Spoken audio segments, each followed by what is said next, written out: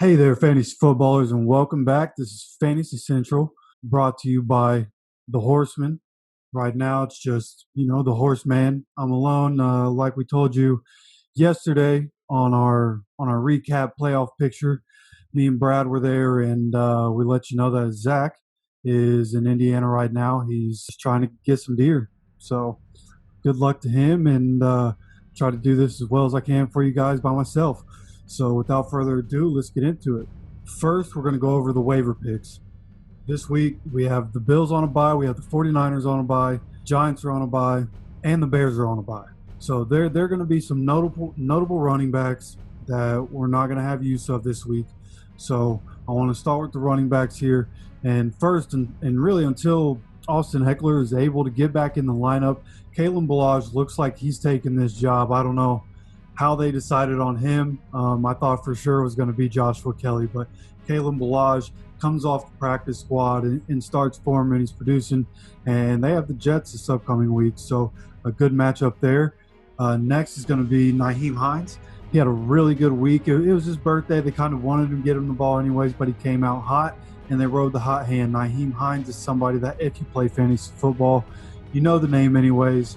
So he's probably already rostered, but go check. Maybe he's available after a week that he had like last week. You would think that the Colts are going to keep using him in the run game. They're going to keep using him in the pass game like they always do. But I like Nyheim Hines this week. It's a decent matchup. Green Bay, not the best against the run. We all know that. So if he gets the hot hand again, it might be him. Now I want to move down to South Beach, where we have Salvin Ahmad. Came out of nowhere. He got the start with Matt Breida and Myles Gaskin out. And assuming that both of those guys are out again, and maybe even if Matt Breida's there, Matt Breida, I don't know if they really want to use him a whole lot. So I think Salvin Ahmad would be a good pickup this week. All right, now we're going to go across the country here and go up to Seattle. And it looks like Carlos Hyde should have a good chance of getting back this week. It looks like Chris Carson, unfortunately, is going to be out. It's a Thursday night game, and there should be a lot of points scored in this game. There's a chance if Carlos Hyde plays, he gets a decent amount of yards, maybe a couple catches and a touchdown. So he's somebody that I like as a pickup and as a start this week. And lastly, I want to just add Rex Burkhead here. Not a big fan of that move, but if you really need somebody, there's a good chance he falls in the end zone. They're playing Houston this week, and Houston's defense is really bad. So Rex Burkhead is somebody to definitely keep an eye on. And if you really need somebody this week, that'd probably be your guy. Now moving on to receivers that you could get off the waiver. First up here is going to be Jacoby Myers. We talked about him last week, and right now he's a number one receiver. It's probably going to stay that way. Right there, they're winning with him as the number one. So expect Jacoby Myers to keep getting a bunch of targets and keep putting up points. He should be rostered and started every week for the rest of the season. Next up, we're going to the Colts here, back to the Colts. And Michael Pittman Jr. finally looked like who we thought he could be. He was second-round pick this year, and he's finally healthy again. And going up against Green Bay, it depends who they put on him. If they put Jair Alexander on him, it could be a tough day. But I would still expect, even though T.Y. hasn't really been T.Y., I would expect Jair Alexander to be on T.Y. this game. So if that's the case, I think Michael Pittman has a good shot of having a pretty good game and somebody that, again, could be the Colts' number one moving forward. So somebody that definitely should be rostered in all leagues moving forward and towards the playoffs. And we talked about Tim Patrick before, and he's somebody that, he was hurt. He's only rostered in 55% of leagues right now. It seems like a lot of people dropped him when he's hurt, me included. And he got his production up last week. Now, there's a chance Drew Lock doesn't play in this game, actually more of a likelihood, which means the quarterback play won't be as good, but they should definitely be playing from behind against Miami. So expect there to be a lot of targets to go around. Jerry Jeudy, Tim Patrick, guys that I like. Tim Patrick, get him off the waiver wire. And Josh Reynolds is a guy that he's only rostered in 6% of leagues. But look, this offense looks pretty decent right now. right? They're finally looking more consistent. He's getting a decent amount of targets, nothing crazy, but he has 27 targets in the past 3 games. So with that kind of production, and you think if Cooper Kupp or Robert Woods happens to get hurt, he's going to be the next man up. He's already proven to be effective for him, so he'll definitely be the next man up. Josh Reynolds is, again, only rostered in 6% of leagues, needs to be picked up in every league right now just to be at least on a bench, possibly to be filling in a flex spot. And this one here is somebody that, as fantasy fans, it kind of frustrates us all a little bit. It's MVS, Marquez Valdes-Scantling, for the Green Bay Packers. Now, I wouldn't say to expect him to have a big game the week you pick him up. If you want to get him this week, if he's available and you're able to get him, probably not playing him this week against the Colts. But with his explosive playmaking ability, and there's always the chance that he could go off for you. He's kind of a Will Fuller in a way when the Texans had D-Hop and Will Fuller was there, and when he was healthy, right? And Marquez Valdes-Scantling is usually healthy. So going forward, going into the playoffs might be somebody that helps you win a playoff game. And now with the waiver wire picks out of the way, I want to go ahead and tell you who you should be starting, who you should be sitting for wide receivers and running backs. We're going to start with the running back starters here. And I want to go with Kareem Hunt, not usually somebody that I would put here, but with Nick Chubb back in the lineup, I just wanted to reiterate this is going to be a weekly start, especially with Odell Beckham Jr. out of the lineup. Kareem Hunt should consistently get rushing yards, should consistently get passing production. So go ahead, start him this week against Philly. Start him every week. And this week, every week we see who the hot hand is for Indianapolis. And some weeks it's not even a running back that puts up huge numbers. So it's hard to really pick one and be confident starting one. But I think this week you're going to want to start Jonathan Taylor. And here's why. The Packers, we all know, I already mentioned it, they're not good against the run. And Jonathan Taylor has been a little more involved in the passing game, which is good. He's gotten some explosive plays in the passing game. He's running people over, getting first downs. And I think that this will be the game to get the rookie involved. I think, as a Colts fan, there's a little bit of bias here. So take it with a grain of salt. Take it for what you will. But I do believe that Jonathan Taylor, this is going to be the game that he has his best chance so far of having a big game. This is the perfect game for him to really go off. So if you're feeling froggy or if you just need to start somebody, Jonathan Taylor, go ahead, slide him in there. And obviously, we've already talked about J.D. McKissic for a couple weeks, but they're going against the Bengals here. He's somebody who should for sure be played. And then Damian Harris. Now, I've said before that I don't like Patriots running backs here, okay? And I already mentioned the Rex Burkhead thing. I'm not too confident there because, Patriots running backs, you really never know.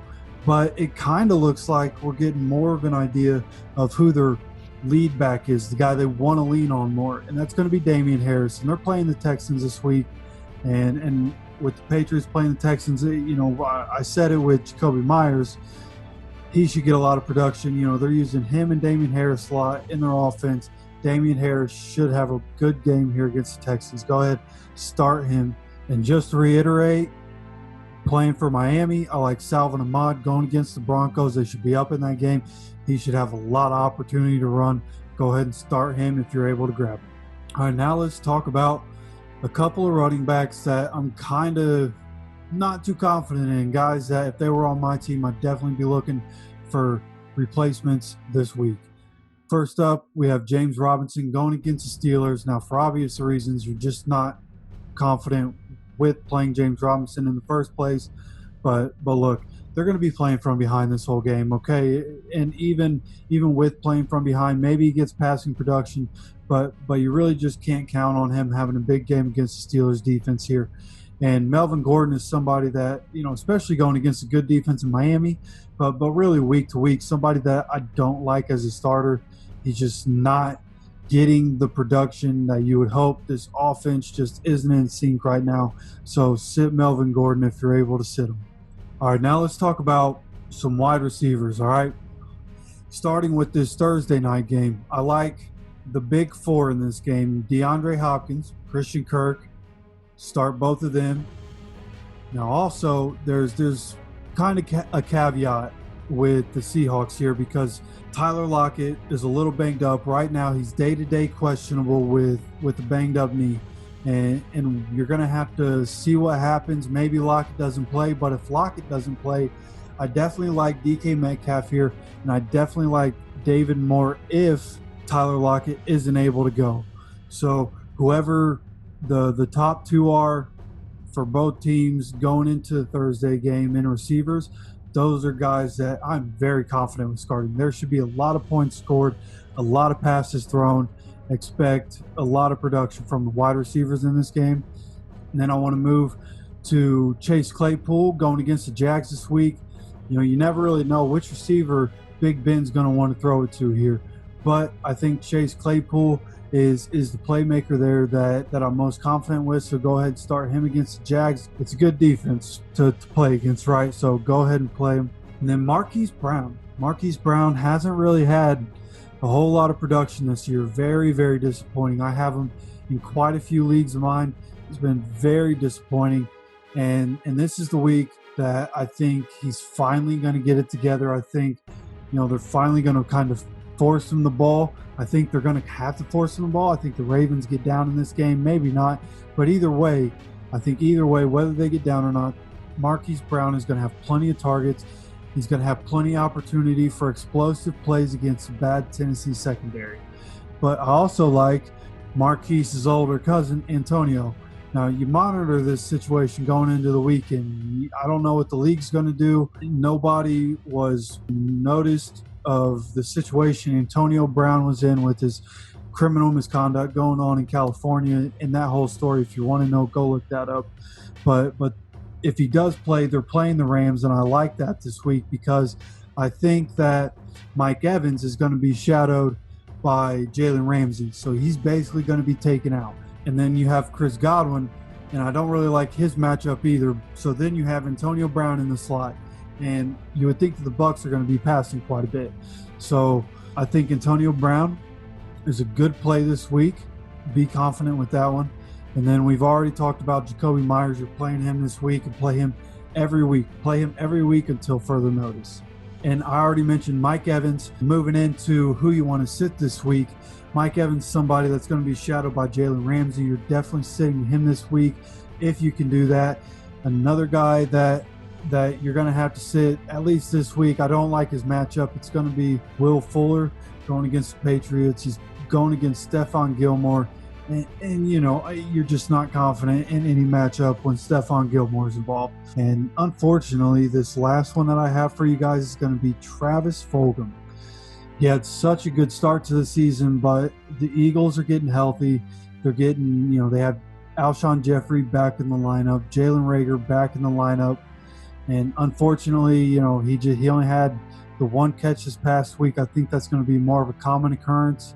At least for the foreseeable future. You know, in my opinion, I think they should be playing him more. He's more explosive. Alshon probably, you know, keep him out. They look better without him. But for right now, and until further notice, go ahead and sit Travis Fulgham. All right, so that's all I have for you guys, all right? Your quarterbacks, the only real shakeup that I have for quarterbacks is going to be with the Drew Brees situation. He's probably going to end up on IR.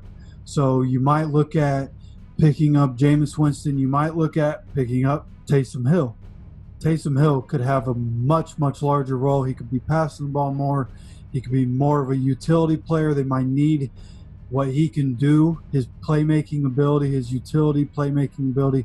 They might need that more over the next couple weeks with Drew Brees out. So Taysom Hill, Jameis Winston, two guys that are definitely guys that I'm looking at picking up. I don't know how confident in them I am, but definitely look at picking them up.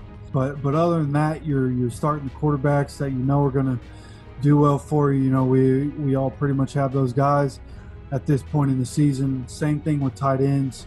There aren't a whole lot of tight ends that produce a whole lot. It's basically Travis Kelce at this point, right? So whoever you got that you feel good about, just go ahead and play him. And that's going to do it for this week's episode of Fantasy Central. Next week, we're going to have Zach back. So we're excited for that, right? And I hope everybody has a good week of fantasy. Good luck. I think there should be a lot of fantasy points scored this week after more of a lackluster week for a lot of guys. So good luck this week in fantasy, and we'll see you Thursday for the Picks and Preview show.